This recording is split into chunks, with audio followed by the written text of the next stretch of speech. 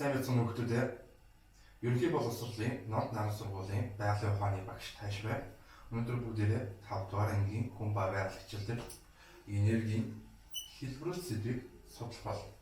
Энергийн хэлбэрүүд. Юуны өмнө бүгдээрээ сурах бичгийнхаа 63 дахь хуудсыг гаргаарай. Тинчээ засвал даалгавар өгсөн байгаа. Мөн туршилт өгсөн байна. Тэр туршилтыг эцэг эх болон өвөө эмээ, ах эгч ойр дотн гэр бүлийнхээ хавхалцах том мэдээ зүг хийхийг мартаоцай. За, энерги хэлбэрүүд.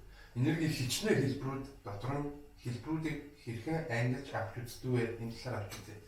Эхний үе. За, багшны чинь салаалуулаад байгаа юм чи. За. Байгалийн болон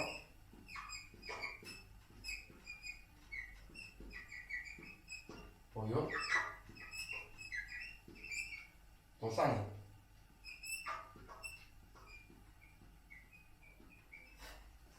хоёрт нь захиамол боёо захилгаан.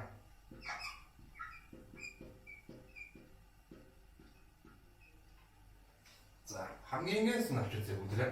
Байгалийн энерги гэж юу хэлэх вэ? Байгалийн энерги буюу дулаан энерги юу хэлж болох вэ? Жишээ. Нэгд жишээ. Салхи хүлээх. Хоёрт нь нар төөнх. Нар үргэлжлэн төөнөж байдаг. Дэлхийг иргэдэг. Тийм учраас үрдүшэн сонирхдаг гэдэг юм болтой. Уурт нь ус урсдаг. Ус урсдаг гэхээр зөвхөн гэрийн кранаас боожж байгаа ус биш ээ бүгд. Энэ бол гол мөрний ус, далайн тэнгисийн ус. Энэ бүгдээрээ энерги буюу эрчим хүчийг дотор агуулж байдаг. Бас бус зүйлсүүд байна. Дэлхийн дотоод энерги, дэлхийн дотоод дулааны энерги, эсвэл дэлхийн эргэлтийн хүч энерги гэх зэрэг. За, зохиомол буюу захиргаан энерги гэж юу вэ? Захиргаан энерги, зохиомол энерги дотор бүгдээрээ авч үзье. Нүүрсдүүлэх.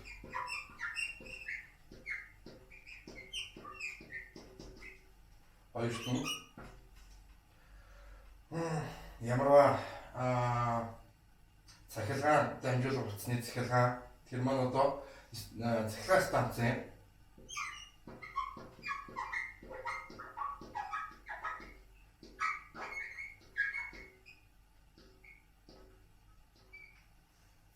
гурвт нь автомашины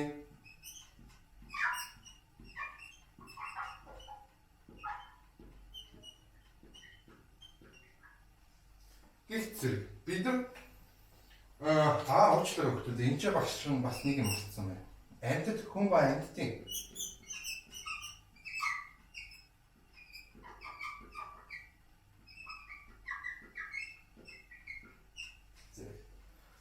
бид бүгд бидний эргэн тойронд хөдөлж байгаа, явж байгаа бүх зүйл дотроо энергийг агуулсан байдаг. Жишээ нь амьд биет организмууд юунаас энерги олж авдаг вэ? Та нар сайн боддоо. Хүн ямар нэгэн зүйл өглөө эсвэл орой ажиллаад хараад гэртээ ирэхдээ маш хөлсөж цангасан байдаг. Бид нар юм идэхгүй, юм уухгүй яваад байх юм бол биемээ сүлдээд эсвэл хөдлөх тэнхэлгүй болтлоо язардаг. Энэ маань бид нар хоол хэрэгтэй учраас бид нар ийм байдалд ордог. Хоол маань өөрөө биднийг хөдлөх хүч болдог. Амьд биесийг хөдлөх хамгийн том зүйл маань хоол гэдэг. Бүгдээрээ нэг тулгамцсан асуудлыг авч үзье. Өнөөгийн эргэн тойронд өвөл болохоор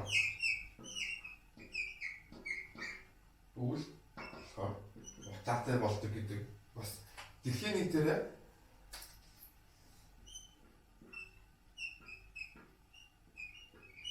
бензин хөдөлгүүртэй машинаас татгалзаж захиргаан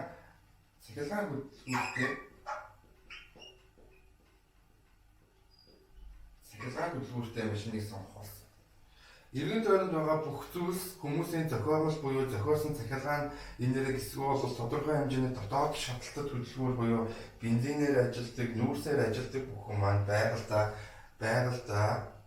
эргээд хор хөдлөж орчуулж байдаг. Бид нар ямар нэгэн байдлаар зохиомжлоор энергийг гаргаж авахдаа ямар нэгэн байдлаар зохиомжлоор энергийг гаргаж авахдаа байгаль ихээр сүйтгэж байдаг. Зохиомжтой энергийг заавал бид нар байгаль ихийнхээ хэвлийг ухаж, газрын тус ухаж, нүүрс ухаж гаргаж авдаг. Нүүрсийг бид нар цахилгаан станцад авчиж шатааж энерги хувирснаар бид нар нэг ярьсандоо цахилгааныг гаргаж авдаг. Энэ цахилгаан энергийн тусламжтайгаар бид нар индүү, плетэг, утас, гар утас, зураг, компьютер зэргийг цэнгэлдэг, ажилуулдаг, ашигладаг, электрон ямар нэгэн барааг ажилуулдаг. Бас асаж буй чийдэж хүртэл ажилуулдаг.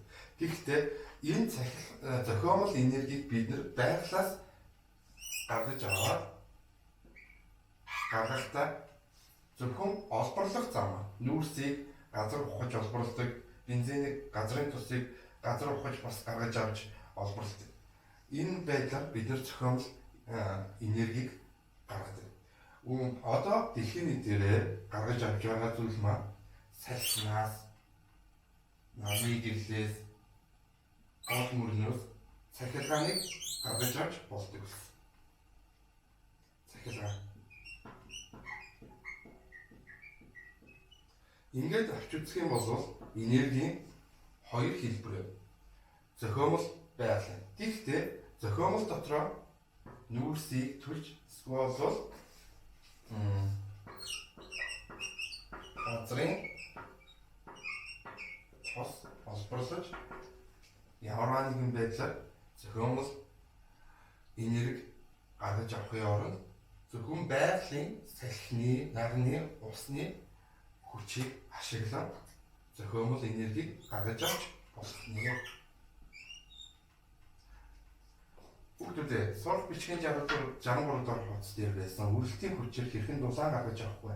Энэ туршилтыг хийгээд багшийнхаа өнөөдөр ярьж өгсөн байгалийн буюу дулааны энерги маань хэрхэн цахилгаан энерги болж хувирдгийг олж мэдээрэй.